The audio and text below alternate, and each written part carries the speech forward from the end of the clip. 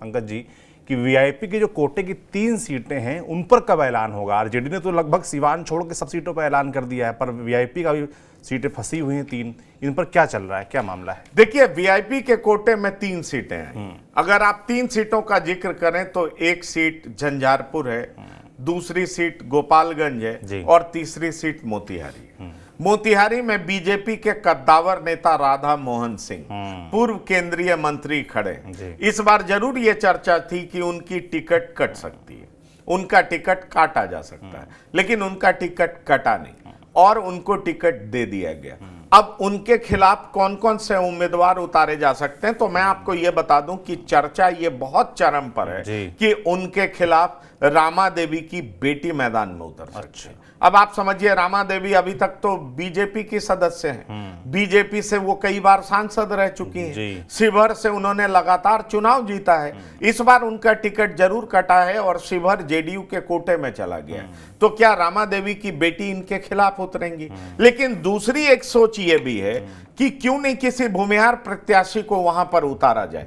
इसलिए 2 नाम उसकी भी चर्चा है। एक वहां पर काफी फेमस लॉयर हैं, उनकी चर्चा है कि उनको उतारा जा सकता है, और एक और सदस्य हैं जिनकी पत्नी वहां जो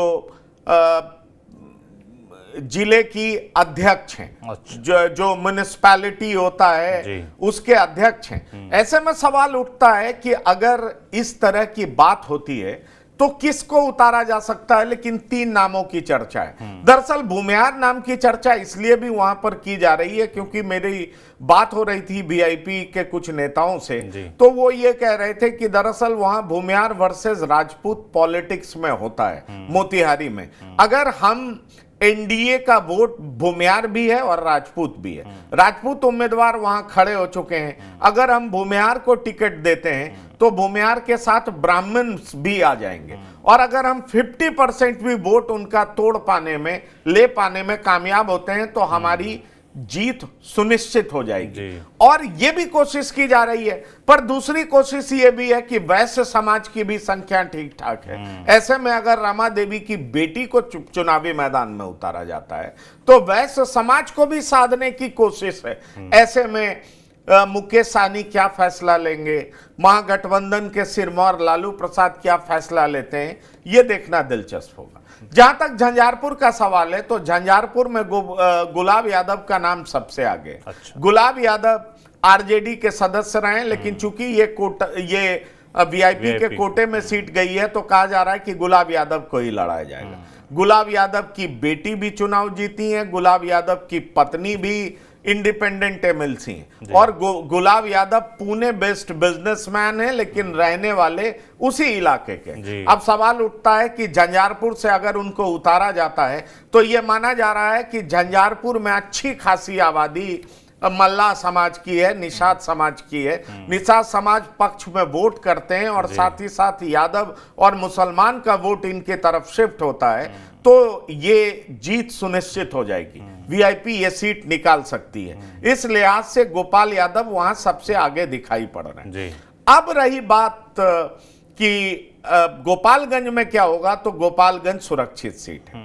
गोपालगंज में एक पूर्व सांसद अनिल कुमार की भी चर्चा है और दूसरा नाम सुदामा मांझी का है। ऐसे में सवाल उठता है कि सुरक्षित सीटों में इन 2 में से किसको चुनावी मैदान में उतारेंगे, यह देखना दिलचस्प होगा। क्योंकि जहां तक अनिल कुमार का सवाल है तो अनिल कुमार वर्तमान मंत्री सुनील कुमार जो कि शिक्षा मंत्री हैं उनके भाई बताए जाते हैं, और सुदामा मांझी वहां लगातार राजनीति में सक्रिय रहे हैं, सामाजिक सेवा में उनका लंबा योगदान रहा है, इसलिए यह माना जाता है कि वो भी टिकट के प्रबल दावेदार हैं। अब सवाल उठता है कि वीआईपी पार्टी में एक सोच है, वो ये सोच है कि हमारे हाथों 3 सीटें आई हैं, 2 पे हम पिछड़ा और इस सुरक्षित सीट पर हम दलित समाज से किसी को उतार सकते हैं, मोतिहारी में 1 सीट हम अगड़े को भी दें, इस तरह की भी सोच है। और इसी सोच पे लगातार मंथन जारी है।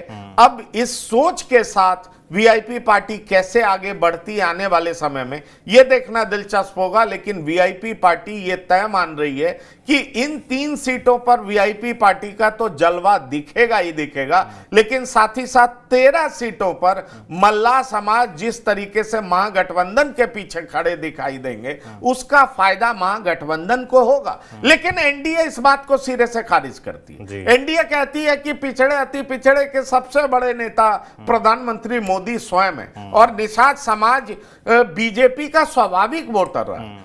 अति पिछड़ों के लिए बीजेपी ने बहुत कुछ किया है, इसलिए अति पिछड़े का साथ छूट जाएगा ऐसा संभव नहीं है। दूसरा, नीतीश कुमार को लेकर के भी कहा जाता है कि उनके पक्ष में अति पिछड़े समाज लंबे समय से रहे हैं और इसीलिए नीतीश कुमार इतने दिनों से मुख्यमंत्री बने हुए हैं। ऐसे में बिहार में अति पिछड़ों का साथ छूट जाएगा ये संभव नहीं है। हाँ, हो सकता है कुछ वोटों की हेराफेरी हो सकती है, कुछ वोट खिसक सकता है, लेकिन इसका जीत और हार पर कोई अंतर पड़ने वाला है ऐसा बीजेपी नहीं मानती। लेकिन बड़ा सवाल फिर मैं वही कह रहा हूं कि अभी हम लोग स्पेकुलेट ही कर सकते हैं। जनता जनार्दन है, जनता मालिक है, जनता क्या फैसले करती है ये तो चुनाव के दिन पता चल पाएगा और खास तौर पर चुनाव परिणाम में पता चल पाएगा कि जनता ने किसको वोट किया है। लेकिन वीआईपी को लेकर के और खास तौर पर मुकेश सहनी और अजय निषाद को लेकर के, क्योंकि दोनों की एंट्री महागठबंधन में हो गई है, इसको लेकर के इंडिया अलायंस बिहार में काफी ज्यादा उत्साहित है। और इंडिया अलायंस मानता है कि पिछले बार का जो रिजल्ट रहा था वो रिजल्ट भले ही 39:1 था, 40 में 1 सीट ही कांग्रेस जीत पाई थी,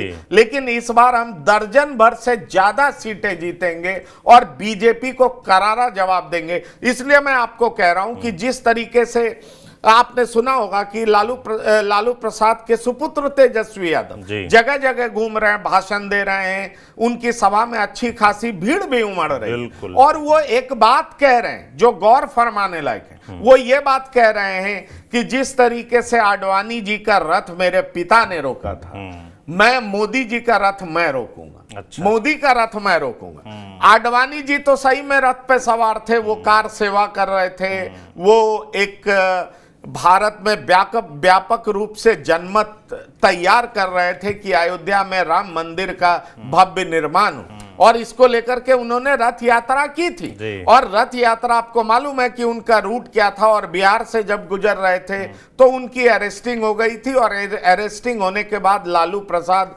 बहुत ज्यादा सुर्खियों में आए और उसके बाद उनका माई समीकरण जो मुस्लिम का वोट है वो उनके साथ ऐसे चिपक गया जैसे कि वो फेविकॉल के साथ कोई चीज चिपकता है ना, कहते हैं, वो रिश्ता हो गया।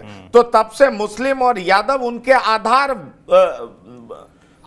वोट बैंक बन गए। लेकिन अब सवाल ये उठता है कि ये कह रहे हैं कि हम इनको हरा देंगे, हम इनको उसी तरीके से उनका रथ रोक देंगे जैसे आडवाणी जी का रथ मेरे पिताजी ने रोका था। तो मोदी जी का रथ क्या है? मोदी जी लगातार जीत रहे हैं, जीत उनकी एकदम ऐसा बीजेपी दावा कर रही है कि अब की बार 400 पार, और इसलिए तेजस्वी यादव कह रहे हैं कि इस बार उनका जो ये दावा है अब की बार 400 पार, उसको हम रोक देंगे।